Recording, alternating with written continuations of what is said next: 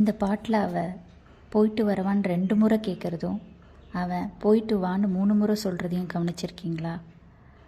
இப்போ போயிட்டு வரவா, திரும்ப வரவா, வந்தா நீ இதே காதலோடு இருப்பியா அப்படின்னு அவள் கேட்குறதும் அதுக்கு அவன் இப்போ போயிட்டு வா, திரும்ப வா, அதே காதலோடு இருப்பேன், அது மட்டும் இல்லை திரும்ப திரும்ப வா அப்படிங்கிறது தான் அந்த 3வது வா.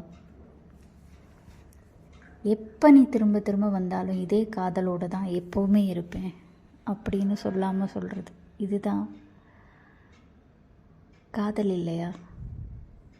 வேறு எதுவோ காதல்னு அர்த்தம் கொண்டு இருக்கும், இதுதான் காதல் இல்லையா? This is why love is called divine.